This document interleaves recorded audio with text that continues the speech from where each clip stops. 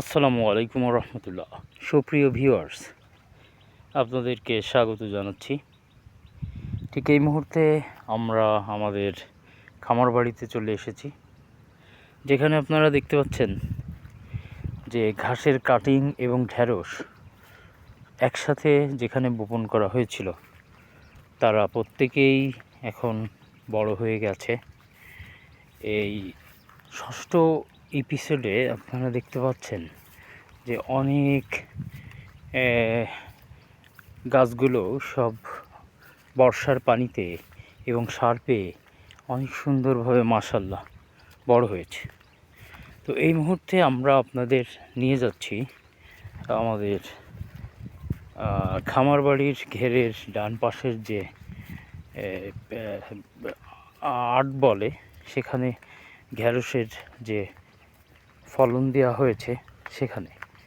তো এখান থেকে আপনারা এই দেখেন, আপনাদের দেখানোর সুবিধার্থে আমি আস্তে আস্তে এখান থেকে যেতে একটু কষ্ট হবে, সাথে থাকেন। হ্যাঁ, এই যে মাশাআল্লাহ, এই দেখেন ঢেঁড়সের আবাদ ফলন হয়েছে। দেখতে পাচ্ছেন গাছগুলো বড় হয়েছে, ফাঁকে ফাঁকে ঢেঁড়সগুলো হয়েছে। তো আজকেই আমরা প্রথম এই ঢেঁড়স করব, উঠাবো, উত্তোলন করব ইনশাল্লাহ। তো সেক্ষেত্রে আমরা এখন চলে যাচ্ছি এই ঘেরের একদম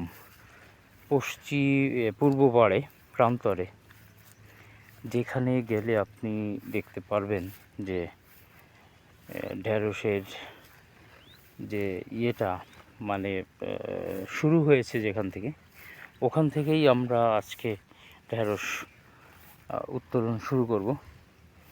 তো মাশাআল্লাহ কিছু কিছু জায়গা হয়েছে আমরা দেখতে পাচ্ছি ফাঁকা ফাঁকে, আর পাশাপাশি গাছও হয়েছে।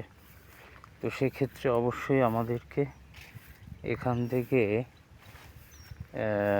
উত্তোলন করতে হবে বেছে বেছে। তো দেখি সামনে যে কোথায় কেমন পাওয়া যায়। তো সেক্ষেত্রে এই গাছগুলোর পাতা দুই একটা কেটে দিতে হবে, কারণ বড় হওয়ার জন্য, ঢেঁড়সের ফলন ভালো হওয়ার জন্য এই পাতাগুলো থাকলে এই পাতাগুলোতে অনেক শক্তি টেনে নেয়। গাছের ফাঁকে ফাঁকে আপনারা আপনাদের দেখতে পাচ্ছেন সেই ঘাস। তো যাই হোক ভিউয়ার্স, চলেন দেখি ওই মাথায় কি অবস্থা। এখান থেকে একদম গোড়া থেকে আমরা আসি। তো সেক্ষেত্রে কদু গাছ গতবার লাগিয়েছিলাম, মোটামুটি হয়েছে। তো এখন দেখি কত দূর কী করা যায়, কেমন ঢেঁড়স কোনটা নেওয়া যায়, দেখতে পেলে বোঝা যাবে। হ্যাঁ, দুই একটায় দেখা যাচ্ছে অনেক মাশাআল্লাহ হয়েছে। তো সেক্ষেত্রে আমরা গোড়া থেকেই শুরু করি।